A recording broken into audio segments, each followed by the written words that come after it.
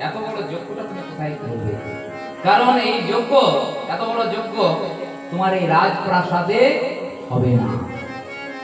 এই যজ্ঞটা করতে হলে তোমাকে যেতে হবে প্রভাস দেখতে। এত এত তীর্থ আছে আমাদের ভারতবর্ষে, নারদ মুনি প্রভাস তীর্থের নাম করলেন কেন? এত তীর্থের অভাব আছে আমাদের, অনেক তীর্থ, কিন্তু প্রভাসের নাম করলেন কেন? নারদ মুনি বলে দিচ্ছেন, শোনো কৃষ্ণ, প্রভাস তীর্থের অনেক মহিমা, অনেক মহিমা। একটা মহিমা তোমাকে বলে দিচ্ছি, কেন যজ্ঞটা করবে ওই প্রভাসের তীরে, বলে দিচ্ছি, মন দিয়ে শোনো। সমস্ত দেবতার মধ্যে খুব সুন্দর দেবতা কি জানেন? ওই যে আকাশে এখন আছে, কে? চন্দ্র দেবতা। চন্দ্র, এই কয়েকদিন পরে পূর্ণিমা আসছে না, চন্দ্র দেবতা দেখবেন দেখতে যারা একটু ভালো, তাদের মনে আছে একটু হলেও কালো।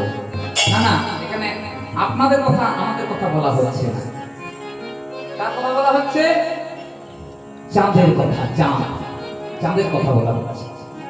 তা চাঁদের মনে কি কালো ছিল বলে জানো? চাঁদের 27 জন স্ত্রী, তা সত্ত্বেও চাঁদের নজর পড়েছিল দেবগুরু বৃহস্পতি তারা দেবীর প্রতি, গুরু মায়ের প্রতি।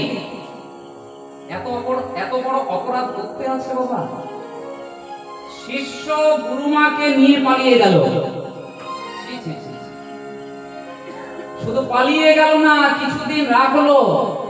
তার ফলে তারা দেবী হলেন গর্ভবতী। যে সন্তানকে তিনি জন্ম দিলেন তারা দেবী, সেই সন্তানটি বাবা এখনো আছে আকাশে।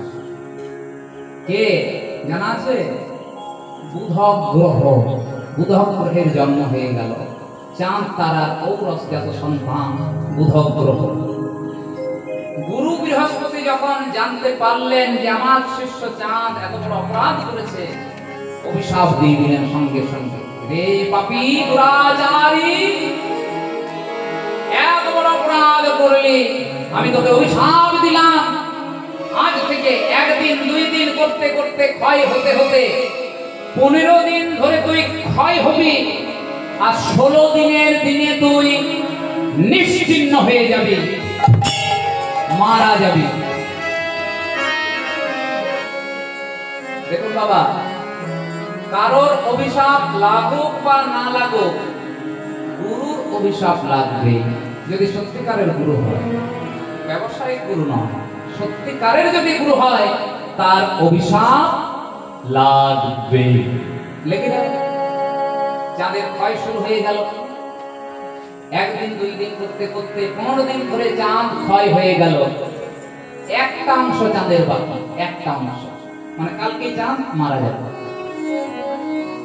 চাঁদের 27 জন স্ত্রী তারা কাঁদতে বসে আছে, হায় হায় হায়, আর একদিন গেলে আমরা বেধবা হয়ে যাব। তখন একজন বলছে, একজন স্ত্রী, দাঁড়া দাঁড়া, একদিন তো বাকি আছে, কিছু একটা যদি উপায় করা যায়। বলে কি উপায় করবি? বলে এই জগতে একজন আছে যিনি অসাধ্য সাধন। এই যে আপনারা তার মন্দির করে রেখেছেন পাশে, অসাধ্য সাধন। তিনি ওই বিধাতার লিখনকে ধারেন না।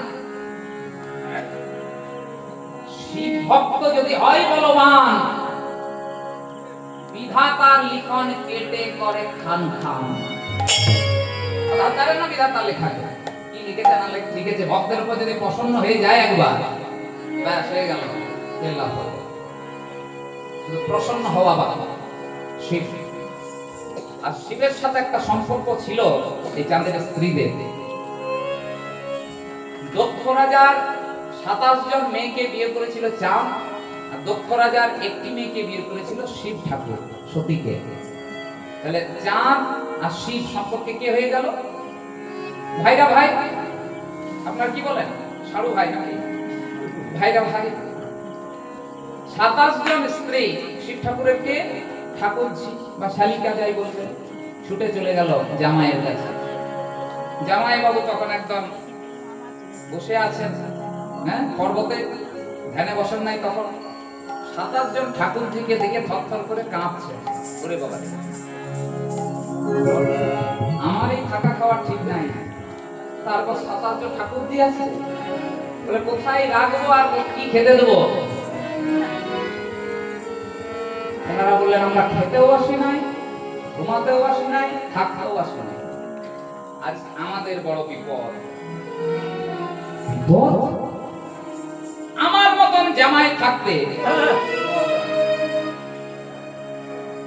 কে তোমাদের বিপদে ফেলেছে? নামটা একবার বলো, নাম বলো। বলে শুনুন জামাই বাবু, জামাই বাবু ঘুমাচ্ছেন নাকি গো? শুনুন জামাই বাবু, আমাদের স্বামী এমন একটা অপরাধ করেছে তার মরে যাওয়াই ভালো, কিন্তু উনি মারা গেলে আমরা তো কম বয়সে বিধবা হয়ে যাব।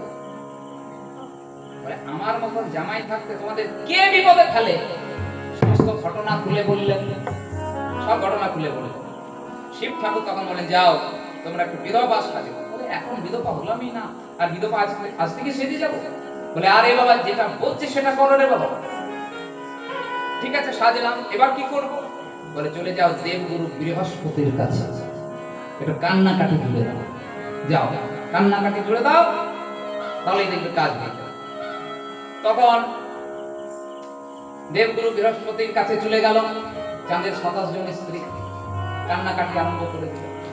ওরে বাবা রে, আমাদের কি হলো গো?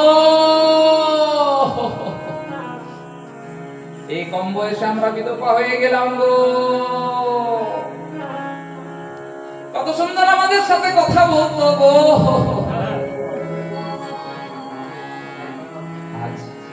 আর আমাদের সাথে কে কথা বলবে গো? আমার শুনতে হচ্ছে ঠিক? কত সুন্দর আমাদের কাছে খাবার চাইতো গো, পাশ থেকে আবার কোন এক দিদি এসে বলে কি করবি বল, পাশ থেকে হ্যাঁ মুছতে মুছতে বলে কি করবি বল, ওর মুখটা একটু মুছিয়ে দেয়, কি করবি বল দিদি বল, বিধাতার লিখন কে খণ্ডাবে বল, চুপ কর চুপ কর চুপ কর, যে যাবা সে তো চলে গেছে, এখন তুই আর কেঁদে কেটে করবি কি, বুঝেছিস? দেবগুরু বৃহস্পতি এখন মনে মনে চিন্তা করলেন আহারে মায়েরা, আমি অতটা ভাবিনি, তোমাদের কথা এতটা ভাবিনি, তাহলে চাঁদকে এত বড় অভিশাপ দিতাম না। আর তোমরা যখন এলে কয়েকদিন আগে আসতে হতো। বলে কেন আগে এলে কি হতো? বলে বলে দিতাম চাঁদকে কিভাবে বাঁচাতে। বলে যে সমস্যার সৃষ্টি করে সে সমাধানও জানে না, জেনে রাখতে। বলে কিভাবে বাঁচাতাম? বলে এখন আর বলে কি হবে, যাও যাও যাও এখন চলে যাও, বিরক্ত করো না আমাকে, আমার অনেক কাজ আছে, যোগ্য আছে, যাও। বলে বলে দিন না গুরুদেব, বললে আমরা একটু শান্তি পাবো। বলে আরে বাবা বলে আর কি হবে, চলে যাও। চাঁদ যখন হ্যাঁ বলে দেবো, হ্যাঁ ঠিক আছে বলে দিচ্ছি। চাঁদ যদি বেঁচে থাকতো, ওই চাঁদকে যদি তোমরা নিয়ে গিয়ে সোমতীর্থ, আগে প্রভাস তীর্থ ছিল না নাম, পরে হলো, ওই সোমতীর্থ কোথায় আছে? গুজরাটে, গুজরাটে আছে সোমতীর্থ। সোমনাথ মন্দির আছে না, তো সেখানে সোমতীর্থ আছে, সেই সোমতীর্থে যদি স্নান করাতে পারতে, চাঁদ তার পুনরায় রূপ যৌবন ফিরে পেত। এবার বৃহস্পতি তো জানে না চাঁদকে ফ্রিজের মধ্যে রাখা আছে, দৌড়ে চলে গেল 27 জন স্ত্রী, শিবের মাথা থেকে চাঁদকে ছাড়িয়ে। এখানে কিন্তু আমরা আরেকটা তত্ত্ব পেয়ে গেলাম, কি শিবের জটাতে চাঁদ এলো কি করে, তাই না? চাঁদ কিভাবে এলো? না এইভাবে চাঁদ এলো শিবের জটাতে, হ্যাঁ ওই এক কলা চাঁদ এইভাবে চলে এলো। সেই চাঁদকে ছাড়িয়ে নিয়ে গিয়ে সোমতীর্থের জলে স্নান করালো, আর সেইখানে চাঁদ তার পুনরায় রূপ যৌবন ফিরে পেয়ে গেল। চাঁদের প্রভা ফিরে পেল, প্রভা যুক্ত আশ, জায়গাটার নাম হয়ে গেল প্রভাস, প্রভাস তীর্থ। বুঝেছ কৃষ্ণ? এইখানে যজ্ঞটা করলে তোমার যজ্ঞ সম্পূর্ণ হবে, তুমি মনে প্রাণে শান্তি পাবে। বলে বাহ।